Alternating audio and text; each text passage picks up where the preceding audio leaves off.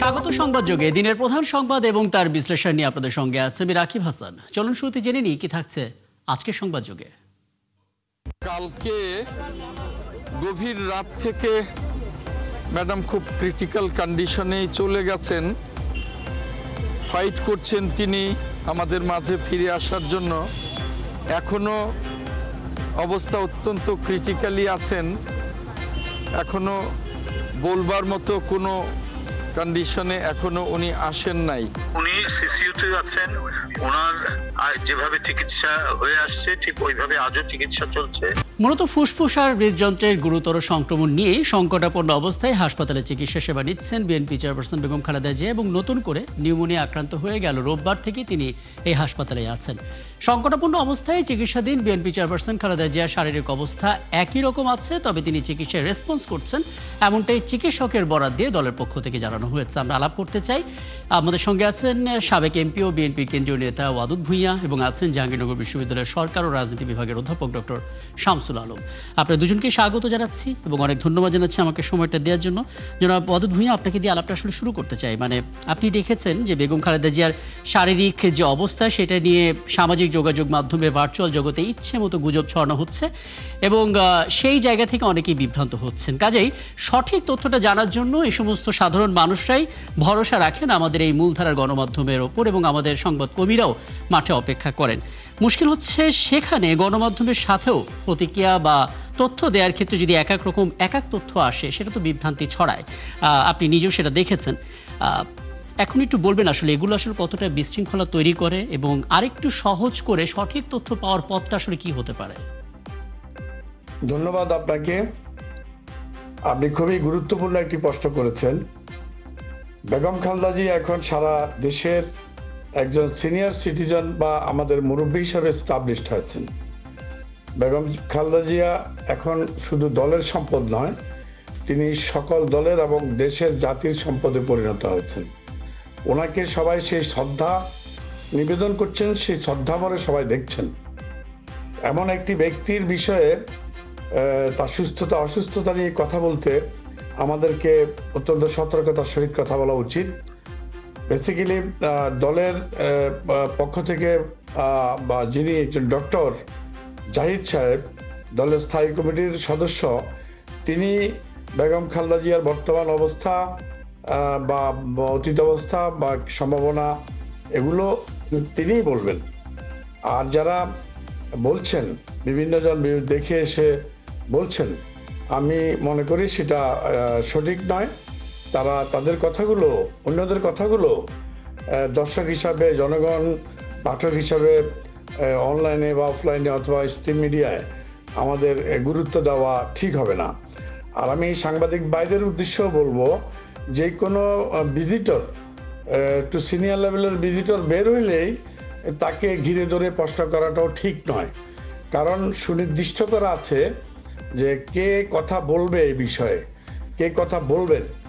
বেগম খালেদা জিয়ার, আমাদের চেয়ারপারসন, আমাদের রাজনৈতিক আদর্শিক মা বেগম খালেদা জিয়ার চিকিৎসক, ব্যক্তিগত চিকিৎসক ডক্টর জাহিদ সাহেবের একমাত্র মুখপাত্র, তিনি এ ব্যাপারে কথা বলবেন। তো আমি দেশবাসীর উদ্দেশ্যে বলবো যে সকলের কথা আমলে নেওয়ার দরকার নেই এবং কোনো রকমের বিভ্রান্ত হওয়ার দরকার নেই। আমরা জানি বা আমাদের মহাসচিব পরিষ্কার করে বলেছেন, বেগম খালেদা জিয়া যেদিন ভর্তি হয়েছে সেদিন থেকে আজ পর্যন্ত, এখন পর্যন্ত স্থিতিশীল অবস্থায় আছেন। একই অবস্থায় স্থিতিশীল আছেন। সেখানে কোনো বুঝে নেওয়া যাবে উন্নতিও হয়নি, অবনতিও হয়নি। তো এই অবস্থায় এটুকুই আমরা বলবো এবং আমরা সবাই দোয়া করবো আল্লাহর কাছে, আল্লাহ যেন আমাদের দেশের জন্য, মানুষের জন্য, দলের জন্য আমাদের মুরব্বী, দেশের মুরব্বীকে দীর্ঘ হায়াত দান করবেন। যে এই প্রার্থনাটা তো সবাই করছে এবং আমরা দেখতে পাচ্ছি আসলে যৌক্তিকভাবে যে আপডেটগুলো দেওয়া সম্ভব সেগুলো আসলে দেওয়া হচ্ছে চিকিৎসকের পক্ষ থেকে। এবং আমরা এটাও জানতে পারছিলাম যে চীন থেকে বিশেষজ্ঞ দল এসেছেন এবং তারাও আসলে সেই চিকিৎসা সেবার সাথে সামিল হচ্ছেন। আরও কিছু বিষয় একটু জানার চেষ্টা করব। অধ্যাপক ডক্টর শামসুল আলম, আপনি দেখছিলেন যে মূল জটিলতা বা মনোযোগের বিষয়টা হচ্ছে বেগম খালেদা জিয়ার স্বাস্থ্য নিয়ে এবং সেটার আপডেটই আমরা নজর রাখছিলাম। কিন্তু দিন শেষে সমস্ত আলাপগুলো আর একটা পয়েন্টে শিফট হয়ে যাচ্ছে যে তারেক রহমানের দেশে ফেরা না ফেরা, এবং এটা নিয়ে সরকার স্পষ্ট করেছে যে কোনো জটিলতা নেই। তারেক রহমান নিজেও বলেছেন বিষয়টা একক সিদ্ধান্তের নয়। তারপরে এটা আসলে টক অফ দ্য টাউন, এটা আসলে গণমাধ্যম থেকে শুরু করে সাধারণ মানুষ সবার মাঝখানে আসলে এটা আলোচনার একটা বিষয় হয়ে দাঁড়াচ্ছে। বিএনপি রাজনীতি করছে, রাজনৈতিক দল হিসেবে অনেকগুলো চ্যালেঞ্জ ফেস করছে, তার মাঝখানে সাম্প্রতিক এই বাস্তবতা, সব কিছু মিলে দলটার সামনে কি কি চ্যালেঞ্জ আপনি দেখছেন, বিশ্লেষক হিসেবে কি দেখেন? ধন্যবাদ। একটা জনগুরুত্বপূর্ণ ইস্যু নিয়ে ৭১ টিভি আলোচনার সুযোগ করে দেওয়ার জন্য আমি আজকে প্রথমেই দোয়া করছি যাতে সর্বজন শ্রদ্ধেয় জনমানুষের নেত্রী, আপসীর নেত্রী বেগম খালেদা জিয়া অতি দ্রুত সুস্থ হয়ে উঠে আবার জনগণের মাঝে ফিরে আসবেন, এই কামনা করছি। একটা বিষয় এখানে চলে আসে যে আমরা বিভিন্ন বিষয় নিয়ে কথা বলছি, বিশেষ করে কেন তারেক রহমান এখনো আসছেন না, তার মা অসুস্থ। এই বিষয়টা তিনি কিন্তু অত্যন্ত খোলাসাভাবেই করেছেন, কেন তিনি আসতে পারছেন না। কিছু বিষয় রয়েছে, তার নিরাপত্তার দিকটাও দেখতে হবে, সরকারও কথা বলছে বিভিন্ন বিষয়গুলো নিয়ে। কিন্তু আমাদের দেশের জনগণের একটা যে বিষয় রয়েছে যে তারা বিশেষ করে বিভ্রান্তি ছড়ানোর পক্ষে একদল লোক রয়েছে যে কেন উনি আসছেন না, মা অসুস্থ, কিন্তু আসতেই পারেন, সরকারের দিক থেকে তো কোনো সমস্যা নেই। কিন্তু এর বাইরেও আমরা দেখি যে এই ফ্যামিলির উপর কী ধরনের অত্যাচার নির্যাতনটা হয়েছে। একটাই কারণটা হচ্ছে তারা সার্বভৌমত্বের প্রতীক। খালেদা জিয়া এবং খালেদা জিয়ার ফ্যামিলি আমাদের বাংলাদেশের জনগণের, দেশ ও জনগণের সার্বভৌমত্বের প্রতীক হিসাবে, রক্ষা কবচ হিসেবে তারা কাজ করছেন, রক্ষাকর্তা হিসেবে। এই ফ্যামিলির একজন খালেদা জিয়ার উপর কী ধরনের নিপীড়ন হয়েছে, তার ছেলেদের, 2 ছেলের উপরে কী ধরনের নিপীড়ন হয়েছিল এক সময়, সেগুলো তো আমাদেরকে বিবেচনায় নিতে হবে। খালেদা জিয়ার সঙ্গে তার ছেলের কি কথা হয়েছে সেটা আমরা জানি না। তিনি ছেলেদেরকে অত্যন্ত ভালোবাসতেন। সেই ছেলেরা ছেলে একজন তো সেই ফ্যাসিস্ট সরকারের নির্যাতনে তিনি মারাই গেলেন, আর একজনের প্রতি যে ধরনের নির্যাতন করা হয়েছে সেই বিষয়গুলো আমরা সবাই জনগণ দেখেছে। সেই কারণেই কিছু তো বিষয় থেকেই যায়। 16 বছর ফ্যাসিস্ট দোসররা তার প্রতি যে ধরনের অবিচার করছে তারেক রহমান, তিনি সুশৃঙ্খলভাবে 16 বছর কিন্তু দলটাকে পরিচালনা করে এই পর্যায়ে নিয়ে এসেছেন। সামনে নির্বাচন, অত্যন্ত সতর্কতার সঙ্গেই তাকে এই বিষয়গুলো হ্যান্ডেল করতে হচ্ছে, এবং তিনি অত্যন্ত খোলামেলাভাবে বলেছেন যে অনেক কিছু 2-1টা বিষয় রয়েছে, সেগুলো সলভ করলে অনেক দ্রুত চলে আসবেন। সরকারের পক্ষ থেকেও কিন্তু আজকেই আমরা দেখলাম একটা ঘোষণা দেওয়া হয়েছে যে খালেদা জিয়া একটা গুরুত্বপূর্ণ রাষ্ট্রের ব্যক্তি হিসেবে তাকে কিন্তু ঘোষণা করা হয়েছে, অর্থাৎ তার প্রতি বিশেষ দৃষ্টি রাখা হচ্ছে। তার চিকিৎসার জন্য এখনও চলে এসেছে চীন থেকে এক অগ্রগতি দল, আগামীকালও আরেকটা দল চলে আসবে, আর বিদেশ থেকে অন্যান্য উন্নত বিশ্ব থেকেও চিকিৎসকরা আসছেন। এখানে একটা বিষয় আমরা দেখি, তারেক রহমান কিন্তু লন্ডন থেকে ওই চিকিৎসার দেখভালগুলো করছেন, তার ওয়াইফ আছে জোবাইদুর রহমান, তিনি সমন্বয় করছেন। তাহলে তিনি আসলে কতটুকু আমাদের এক ধরনের পরিবেশ সৃষ্টি হবে সেটাও কিন্তু আমাদের দেখতে হবে, তার নিরাপত্তার দিকটা আমাদের বিশেষ করে দেখতে হবে। কারণ এই ফ্যামিলির তিনি একমাত্র এক মেম্বার আছেন এখানে, যার জিয়াউর রহমানের বংশধর হিসেবে, ছেলে বংশধর হিসেবে তিনি এখন অবস্থান করছেন। তার কিছু একটা হয়ে গেলে এই দেশের জনগণের সার্বভৌমত্ব কিন্তু হুমকির সম্মুখীন হয়ে যাবে। নানা ধরনের সংকট চলছে এখন দেশের, যে রাজনৈতিক, দেশের যে আইন শৃঙ্খলা পরিস্থিতি, সরকারের পক্ষে অনেক দিক থেকে সামাল দেওয়া সম্ভব, ষড়যন্ত্রকারীরা বসে রয়েছে। সেই কারণে সব দিক বিবেচনা করেই আমরা মনে করছি উনি দ্রুত দেশে চলে আসবেন, তার মায়ের টানেই তিনি চলে আসবেন, এবং সেটা দল জনগণ যখন চাইবে তখনই তিনি চলে আসবেন। এটা হতো সাংগঠনিক সিদ্ধান্ত। তবে আমি যে আসলে জানতে চাইছিলাম বিএনপির চ্যালেঞ্জটা, এবং সেটাও নিয়ে একটু কথা বলবো। জনাব অদূত ভূঁইয়া, আমরা যদি একটু আলাদা আলাদা করে চিন্তা করি, প্রথমত একটা নির্বাচন, এবং অনেক দিন পরে একটা নির্বাচন হতে যাচ্ছে যেখানে সাধারণ মানুষ ভোট দেওয়ার জন্য অপেক্ষা করছে, এরকম একটা সুষ্ঠু নির্বাচন হবে প্রত্যাশা নিয়ে বসে আছে। বিএনপি অন্যতম নির্বাচনমুখী দল শুরু থেকেও, কাজে নির্বাচনের একটা প্রস্তুতি পর্ব রয়েছে দলটার। একই সঙ্গে বেগম খালেদা জিয়া অসুস্থ, একই সঙ্গে দেশের রাজনীতি নিয়েও তারেক রহমানের আসা না আসা নানা আলাপ আলোচনা রয়েছে টেবিলে। সব কিছু সামলে রাজনৈতিক ট্র্যাকটা ঠিকঠাক রাখতে বিএনপিকে কী ধরনের চ্যালেঞ্জ পোহাতে হচ্ছে বা কী ধরনের চ্যালেঞ্জ রয়েছে সামনে? তিনি প্রথমত এই যে 111 থেকে শুরু করে শেখ হাসিনার নির্যাতনে বর্বরচিত আচরণে এই দলটি যেমন অত্যন্ত ভারাক্রান্ত ছিল, সেই জায়গা থেকে তিনি দলটাকে একটা শক্ত ভিত্তির উপর দাঁড় করিয়েছেন। এটা একটা চ্যালেঞ্জ উনি উত্তরণ করেছেন। ওনার পরিবার এবং ওনার আপনার মা, ওনার ভাই, যেগুলো আমার সহ আলোচক বললেন, সেগুলো তো আপনারা জানেনই যে বেগম খালেদা জিয়াকে বিগত সরকারের সময় কিভাবে বিনা কারণে জেলখানা নিয়ে গেল এবং চিকিৎসার ব্যবস্থা করলো না। যে চিকিৎসার সুযোগ না দেওয়াতে আজকে বেগম খালেদা জিয়ার এই পরিণতি। শেখ হাসিনা এত নিষ্ঠুর আচরণ করেছে যে জিয়াউর রহমানের আমলে আমরা জানি যে জাসদের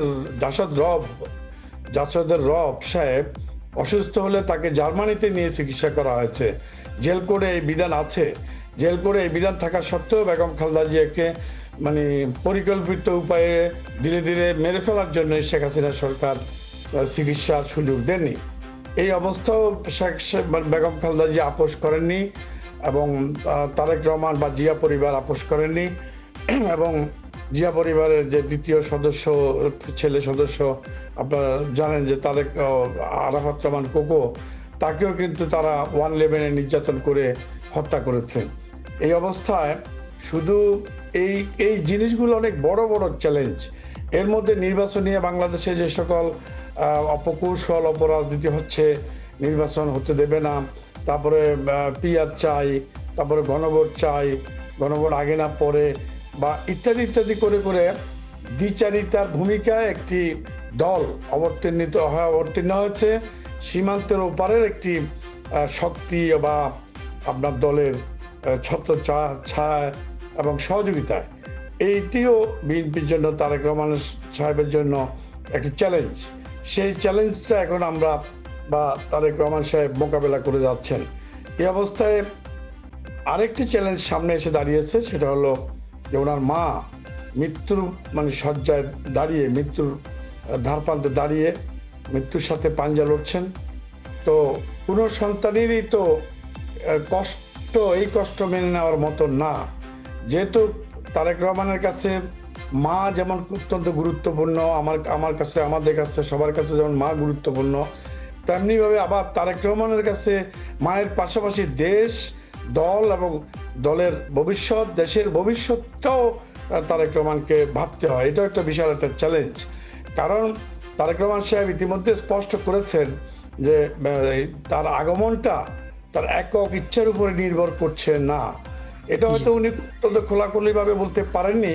তাহলে আমরা ধরে নিতে হবে এখানে সামথিং কিছু বিষয় আছে যেটা দেশীয়, বিদেশীয়, অথবা দেশ, জাতি, আন্তর্জাতিকভাবে, অথবা কোনো একটা সন্ত্রাসী গোষ্ঠী, বড় মাপের কোনো একটা মহল, দেশের মহল, এটা কোনো একটা মানে আমি মোটা দেখে খালি এটুকু বলবেন যে এত চাপ সামলে বিএনপি এখন সে নির্বাচনের ট্রেনে বা ট্র্যাক ঠিকঠাক মতো আছে। ইনশাল্লাহ সেটাও চলছে। আমাদের নির্বাচনী ট্র্যাক চলছে, নির্বাচনী কার্যক্রম মাঠে ঘাটে সর্বত্র চলছে। আমাদের সকল নির্বাচনী কাজ চলছে। বেগম খালেদা জিয়ার এই অবস্থায় আমরা আমাদের ট্র্যাডিশনাল কর্মসূচিগুলো স্থগিত করেছি এবং বেগম খালেদা জিয়ার জন্য সর্বত্র দোয়া মাহফিলের অনুষ্ঠান চলছে সারা দেশে। একদম। আমি এখান থেকে নিশ্চয়ই সময় থাকলে তৃণমূল নেতাদের কথাটি একটু জানার চেষ্টা করব। অধ্যাপক ডক্টর শামসুল আলম, একটু বলবেন বিএনপি প্রস্তুত, অন্যান্য রাজনৈতিক দলগুলো কম বেশি প্রস্তুত, নির্বাচন হবে এবং নির্বাচন কমিশন প্রস্তুত। সরকার তো আগে থেকেই ঘোষণা দিয়েছে যে নির্বাচনের তারিখ পেছাবে না, সব কিছু ঠিকঠাক। কিন্তু চলমান যে রাজনৈতিক বাস্তবতা, সেই বাস্তবতা আসলে কতটুকু আশাবাদ দিচ্ছে যে ঠিক টাইমেই ঠিক সময় নির্বাচনটা হবে? কোনো সংশয় আপনি দেখছেন কিনা? সংশয় আমরা দেখছি না, কারণ প্রধান উপদেষ্টা, অন্তর্বর্তীকালীন সরকারের অন্যান্য বেশ কিছু উপদেষ্টা এ ব্যাপারে তো যথেষ্ট পরিমাণে আশাবাদী নির্বাচন যথাসময়ে হবে এবং সব রাজনৈতিক দলগুলো কিন্তু প্রস্তুতি নিয়ে ফেলেছে। বিএনপি তো তার সাংগঠনিক যে মেকানিজম বলে তারা এগিয়ে যাচ্ছে। এখন যেটা সংকট চলছে চিকিৎসা নিয়ে বেগম খালেদা জিয়ার, সে ব্যাপারে বিএনপি ট্র্যাডিশনাল কর্মসূচিগুলো স্থগিত করেছে, যেটা ওয়াদুদ ভূঁইয়া সাহেব বললেন। তারা কি বলছে, দোয়া মাহফিল, বিভিন্ন জায়গায় বড় বড় দোয়া মাহফিল, মসজিদে মন্দিরে সব জায়গায় কিন্তু দোয়া মাহফিল হচ্ছে। এটাও কিন্তু নির্বাচনের একটা প্রচারণার মধ্যেই পড়ে যায়। এবং বিএনপি যে মাঠে আছে এখনো, আর খালেদা জিয়ার ব্যাপারে একটা জাতীয় ঐক্যমত প্রতিষ্ঠিত হয়েছে, সব দল মত নির্বিশেষে সবাই কিন্তু তার জন্য দোয়া করছে। বিশেষ করে আমরা দেখছি বাংলাদেশে ক্রিয়াশীল এখন যে রাজনৈতিক দলগুলো রয়েছে, তারা সবাই একদিকে নির্বাচনের জন্য প্রস্তুতি নিচ্ছে, এদিকে খালেদা জিয়ার জন্য কিন্তু দোয়া করছে। তো এটাকে বাধা দেওয়ার জন্য দুই একটা আমরা দেখছি। গতকাল বিশেষ করে জিল্লুর রহমান একটা ফেসবুক স্ট্যাটাস দিয়েছে যে এটাও কিন্তু এক ধরনের বিভ্রান্তি সৃষ্টি করবে। তিনি বলছেন যে বিএনপি একটা পাতা ফাঁদে পা যে নির্বাচনের ব্যাপারটা নাও হতে পারে, নানাবিধ চক্রান্ত চলছে। তো এই বিষয়গুলো এক ধরনের বিভ্রান্তি ছিল, কিন্তু তারা বিশ্লেষক অনেক, কিন্তু এইভাবে যদি তারা এই ধরনের কথাবার্তা বলে জনগণকে হতাশ করে, সেটা কাম্য নয়। আমরা আশাবাদী অবশ্যই নির্বাচন হবে, আর নির্বাচন না হলে দেশে যে ধরনের পরিস্থিতির উদ্ভব হবে, সেটা কিন্তু ডক্টর ইউনূস সরকারের ট্যাকেল দেওয়া মুশকিল হয়ে যাবে। এতে কাদের লাভবান হবে?